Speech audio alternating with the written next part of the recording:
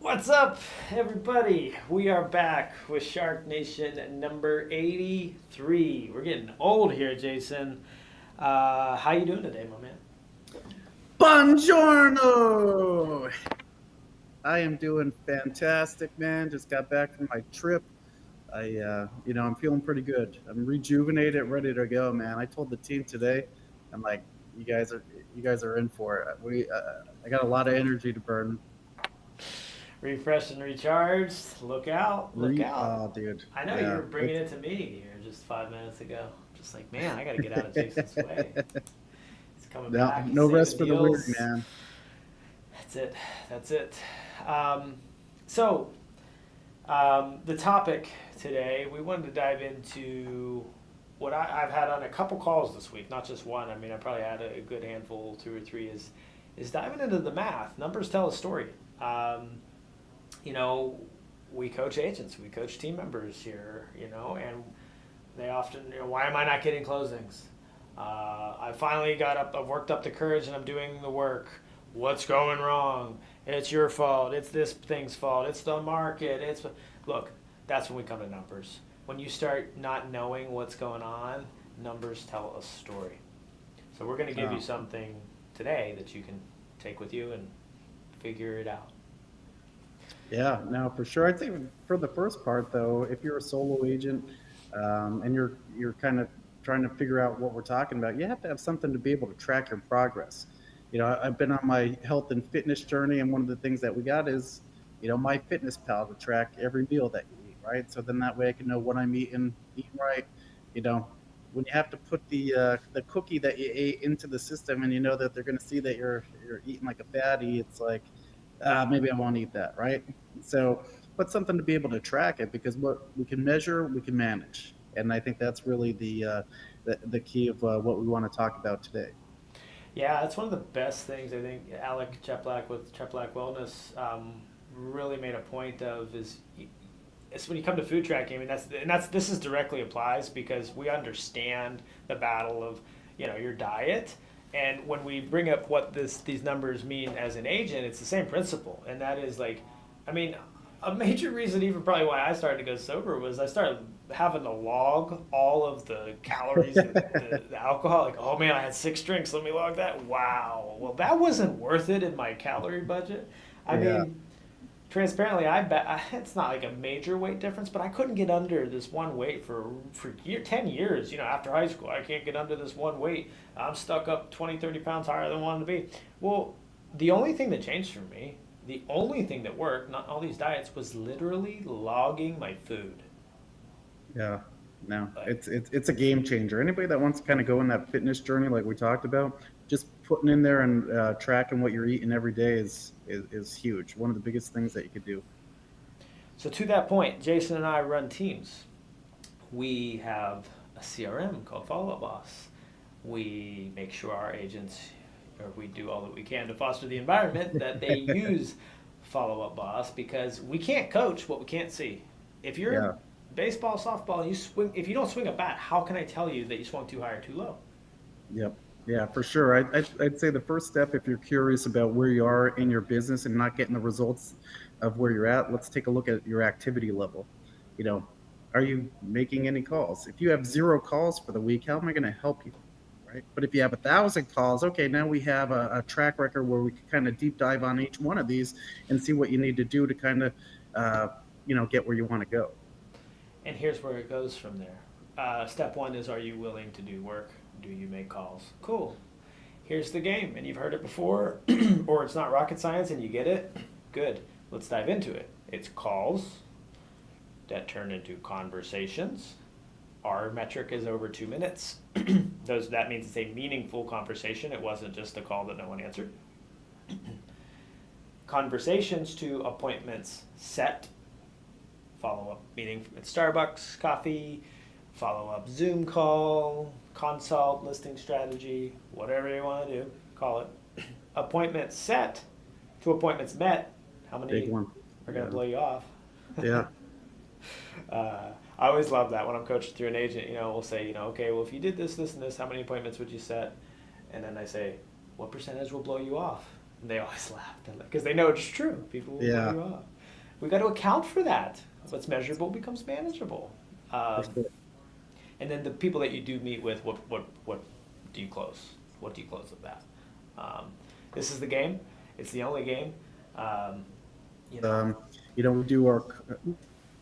Oh, I think That you was your. lagged a little bit. You're lagging on me. Yeah, I don't know. We're glitching the matrix when I come back. I don't know. Big I Brother's watching all got you these back, countries. but Yeah. I don't think we heard So anything. yeah, so we like to track calls to conversations. Like you said, 2 minute. Are they having a meaningful conversation? Appointment set to appointment met. Right. Appointment met is when we do our buyer consultation. Right. And then we want to see if we signed a buyer agency contract. Right, from that appointment set. Then we want to track, okay, showings, offers, pendings, closings, right? So we can see where we are throughout the whole life cycle of the process. Like I said, it all starts with having the will and the guts to get on the phone, right? If you're not doing the activity, it can't help you. But let's talk a little bit more about the 2 minute conversation and why that's so important, right? I think a lot of times we break it down from the first like 10 seconds as far as your opener all the way down. And I came on to your team and kind of went over what we preach on it. But from your opener, is it consistent in the same? And then we have objection handling. What am I saying, as a response to my opener? Am I firm to the point? Here's the nice part. Like you said, with the system like Follow Up Boss, if you're not getting past 6 seconds, then we just need to work on your opener. If you get your opener out and you get to the 15 to 30 second, we just have to work on your objection handling, right? And then if you could get to 1 minute, you could get to 2 minutes. All just asking good questions, follow up, and you know, just trying to find the motivation of what they're looking to do. So, and that what you're talking about is super important. But it's like, how do you know? How do we know as a team leader when someone comes to us what area to focus on? And so I just had a few calls, and we've dove into a few of these. Here's what we did.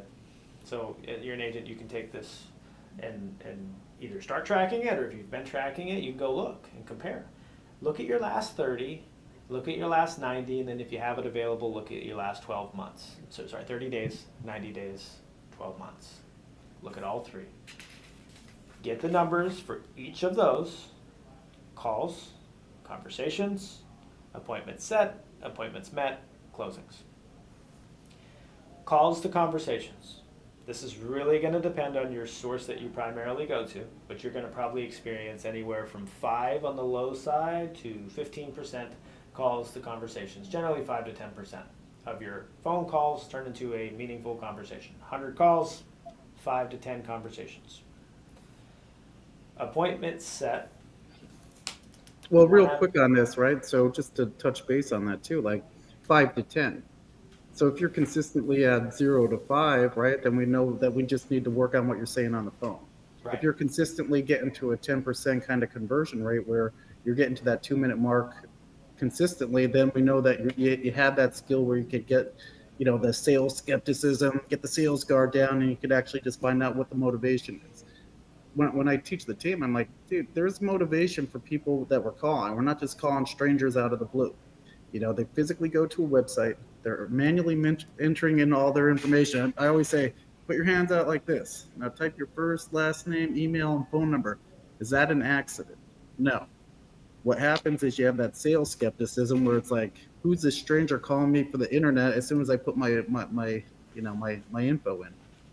Right, and we have so much of a conversation around calls and conversations. The first two of those metrics, we have to spend probably, I'd fair to say, 80, maybe 90% of our time in make the calls, have the conversations. What are you saying to not get into a conversation? Because it's like the foundation to all of this.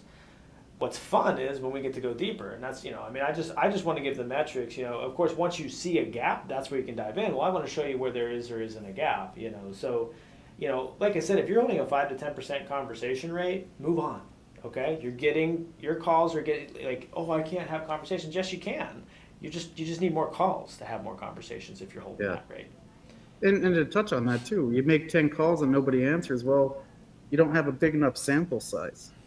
That's the other thing. And that's why you need to look at this 30, 90, 12 months if you can. But if you're new, like, I like when Hermosi says counting hundreds, but then he had met somebody, I think they counted in thousands. You know what I mean? Like, don't, when you're looking at small data, like you said, it's a really, really good point. You're leaving yourself up to be the exception to the rule on both ways. You could have had 10 dials, had 8 convos, and set 4 appointments and had 3 closings. Like out of 10, well, Yeah. that's never going to continue. I should say never, Yeah, but get lucky. yeah. But on the other side of it, you call 10, no one will answer. You'd be like, you're full of it, Chad. People never answer their phone. People never answer their phone. Look, These leads suck, Chad. I've got thousands of call data. Like people answer the phone. Yeah. Um, but Well, let's touch on that real quick because I always have this conversation with the team about that. If you're worried about people not answering, try different times. Like if you try to call my wife between 9 and 10 o'clock in the morning, she's probably not going to answer. She's getting the kids ready for school. She's got stuff going on. She's getting all that kind of stuff. She's not available then. Once she gets the kids off to school, maybe she has much more time to have a conversation. You know, or think of people, they're working all day, they can't answer their phone. So maybe you try to reach them on a lunch hour or you try to reach them after hours, right? Sometimes we get in our own head about, okay, well, I don't want to call anybody at night. Well, what's at night mean, right? After working hours? I mean, I wouldn't be calling people at midnight, but, you know, it's kind of like the old philosophy, come home when the street lights come on. You see the street lights coming on. All right, maybe could tinker back a little bit. But you get the gist. Not everybody's available all the time or just that day. If anybody called me the last, 7 days, I wasn't getting any. It's not that I wasn't interested. I wasn't available, right? I was just busy. So following up consistently is the key to it. absolutely. So once you get past that phase, convos to appointments set. Generally, we look for 1 out of 10 at least. 1 out of 10 conversations you have, you're setting an appointment. And that's something right there that could be an awakening, right? Well, I'm talking to, 20 people and I've never set one an appointment. Well, first Yeah, off, did you ask? yeah, yeah. Well, why is it so important that we meet? Can you close somebody you haven't met with? Right? Yeah, I think I saw a stat. It's like 70% of people go with the first agent they meet. Let that be you. So 100%. the whole point of your conversation, that 2 minute conversation, should be to get face to face, belly to belly within the first 24 to 48 hours, or at least schedule the next follow up call, like you're saying. Have some kind of next actionable step or appointment. And they forget who the hell you are, and like especially like each step, even people you've met, but definitely less people you've met than people you've spoken with on the phone. I mean, in today's world where we're like flipping through reels and have no attention at all, yeah, a lot of people forget who you are on the phone. It's like 24 hours later they don't even remember. Hmm. So do you want to waste your time? Do you want to work smarter, not harder? Well, then set appointments. Yeah. So one of the things that we're diving deep into with that conversation, the 2 minute thing, is after we find out what their motivation is and why they're actually looking to either buy or sell, we want to have some kind of value proposition of why they want to meet with us, right? Hey, why don't we meet, Chad? 30 minutes, we could go grab some coffee. Let me explain the whole buying process to you. We'll talk about the deposits, how inspections work, appraisals. You'll know exactly what you're getting into, even if you're not ready yet, right? I'll tell you all the guarantees that we have that no other team or brokerage has in our area. We'll set you up on your customized home search, find out your top 5 must-haves, set you up with your dream home wish list, all this kind of good stuff. And I'll explain all the buyer agency stuff so you're 100% comfortable signing a document so we're not on the hood of a car, because legally I have to, have a contract signed with you before I could start showing you any house. I want you to be prepared for that and 100% comfortable on what you're signing. But I will say, I am a little bit on a different school of thought with that. My appointment said I'm trying to make it more convenient and less friction. So for me, it's like, hey, I'm over in that area anyway tomorrow. Why don't we get to 10, 15 minutes of Starbucks? I can look at some of these houses with you and just go over this stuff and pull on my laptop, make sure that I'm on the right page. I don't want to send you stuff that doesn't make sense. So let's just get together, 10 or 15 minutes with that tomorrow before work. Like I try to make it like, hey, I forgot to sign a document. Can I stop over? Like, Yeah. Well, here's the thing. Everybody has a different exactly. strategy for it. Like you said, the whole point is, real estate is contact sport. We're trying to get belly to belly, face to face as soon as possible. So then that way, you're not just Chad, a stranger from the internet. You're Chad, the local real estate agent, right? Both ways work. What's important to see is how you can find your version of it in there. Um, but continuing on, so 1 out of 10 if you're setting, what's the met rate? Now, you should, there's a few tweaks, but I think a 50% set to met rate is what you should be targeting at minimum. But really, you can gain a 75% set to met rate. And I went from a 50 to 75, primarily and I don't even remember exactly where I got this, but just from positive kind of affirmation confirmation instead of like straight confirmation. So, day of the appointment, hey, are you still good for 2 p.m.? Leaves an out. Yeah, I don't feel like meeting with him today. No, I'm not good. As opposed to looking forward to seeing you at 2 p.m. today. I don't want to disappoint, Chad. Yeah, me too. I'll see you there. That took me from a 50% rate to 75. That could No, be the that's difference cool. in a sale or two per month, right? Just right there. Yeah, Like, no, the follow up with the appointment set is gigantic. So what we do is we'll set up a Google calendar invite with notification reminders. So the night before, the morning of, an hour before, and we're also reaching out too via text. And I like to do like you said with yours, but I like to do the coffee close. Hey Chad, I'm going over to Dunkin' or Starbucks or whatever. I'm gonna grab a hot coffee. What do you want? Not would you like one, because that's like, no, I'm good. It's like, well, which one do you want? Let me grab it for you, right? If you want I something like fancy, that. just I text. don't do it with the coffee. Yeah, I Yeah, like that. if you want something fancy, just text me your order so I don't screw it up, right? Smiley face. Love that. Coffee close, dude.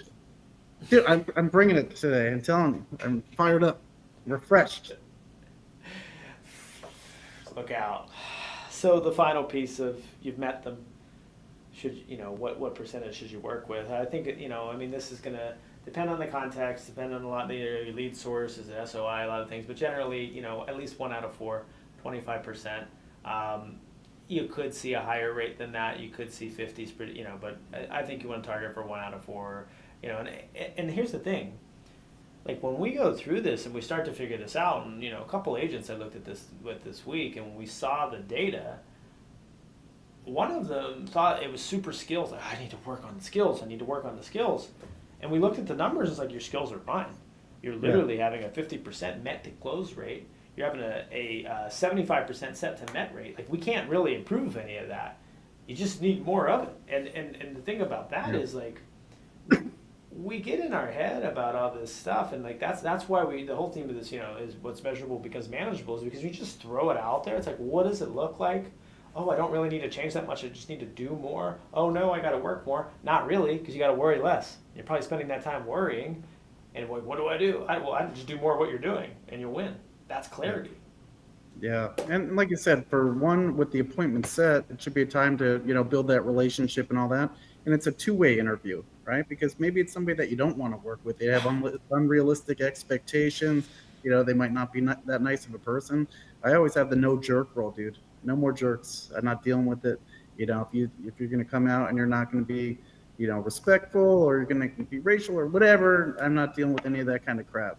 And so it's a two-way interview. One, it's as an agent, realize that it's a job interview, right? Because you're looking for somebody to hire you, dressed professionally, do all that kind of stuff, show up early, all that kind of good stuff. But they're interviewing you, but you're also interviewing them to see if it's somebody that that you want to work with. Yeah, and that's why if you're clear on these numbers, I mean, if you go on 4 appointments this week, 1 out of 4 converts, and if you do that every week, as long as your other numbers are in, check, right, to set those 4 appointments and met and all that stuff, you can close 4 months doing that. But what's important is like when you have one like that you don't want to work with, you're like, well, I have the right amount. Like this could be one of my 3 that I don't work with, and that's why like I come back, like I'm a big numbers guy, so this is my favorite thing to talk about. Um, but it, I don't know, I always say Subway, but like any food or restaurant, they have spillage. You know what I mean? Like I don't like that sub. It looks wrong. I'm gonna throw it away. I don't know. You know what I mean? Like they have Yeah, like, or a client that just wasn't happy with like or a customer that wasn't happy with the meal because of an invalid reason, but whatever, you just throw it away and you bring a new one out. Well, that's the same thing if you don't want to work with somebody, or like that's going to happen. And it's, I think just having the clarity of like, no one's 100%. If you're 100% on all these metrics, you're not doing enough. Yeah. And here's a reality check too, right? If you have a handful of clients that you're working with and, they're not ready yet, you just need to get yourself some more clients, right? Because then you're not going to be that pushy, sleazy salesperson that's sitting there trying to force them to do something against their will or they're not ready yet. You could have more people to work with, and then when they are ready, they'll come in naturally, and you'll be able to help them. So many times, it's one of those things where it's like, well, this person they have unrealistic expectations. Like, no, they're not ready yet, dude. Well, I was trying to find them this, and dude, they're not ready yet. You find some more clients to help. What until they get ready, and then when they're ready, they're ready. And if you're like me and you've taken down all these numbers that we said, the one other thing I would tell you to look at is what, when you're looking at met to close, well, maybe you're early on. I've had to do this with new agents because you don't really have the data of closed yet. Say you're 2 months in, 3 months in, 4 months in, something like that. It's really hard to look at that met to close ratio. Take the list of people and take your best guess at what percentage will close in the next 3 months. Count that as your closed, and then what percentage will close in the next 12. And, just kind of like segment them to kind of hot or cold. And I think that just it comes back. You got to confirm that data whenever you review in future months, but it just gives you a template. I think was that like the first episode or one of the early episodes we had Matt Durbin on, and he said Yeah. real estate is math, everything else is drama. It's like So good.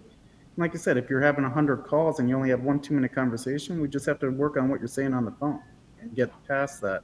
If you have 100 calls and you have no appointment set, then we have to figure out what you need to say to.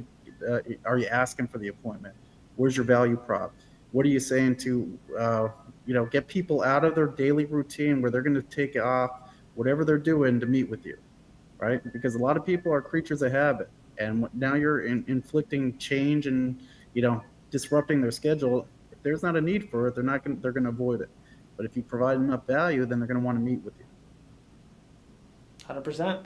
Yeah, it's got to. Yeah, I mean, they got to see that it's for them. When they catch wind that it's all for you, like everybody wants to buy, nobody wants to be sold. They're like, they're just out there setting appointments, and they just want to, like, that's not going to work. You've got to make sure there's a good enough carrot for them to be dangled in front of them, for a good reason. And then that also comes in, like, when you do set the appointment, like, what are you sending outside of the confirmation? I'll set an appointment with a seller and I'll send them my 7 tips to get the most out of their home. It invokes that, kind of just contribution law of reciprocity. That's it, right? Because you're giving them something. It's because when you do set the appointment, sometimes in that next 24 hours, somebody could have gotten like, they got me. They set an appointment with me. I don't want to do that. Never mind. But if you set something of value before you even met, make it really valuable too. Like the closing timeline, we have we've posted that out. We have like the general structure of a closing. You need your inspections done by this date, your mortgage commitment, all this stuff in it. Send that out. That's value. They never even met with me, and I already gave them value. That's going to help. Yeah. Now we do the same thing. So we'll send out either our listing info or, like you said, some kind of value prop around listings, or if it's a buyer, something about explain the process, or our buyer advantage program and some of the info that they're going to be, that they could read up on prior to us meeting with them. Because the last thing that you want to do is have somebody reading like word for word off like some kind of like PDF document like a zombie. It's like, dude, have a natural conversation. Yeah. Yep. That's all these things are, is frameworks to create more phone and in-person conversations. Like that's what works. And hey, if there was a better way, we'd have found it by now. Cool.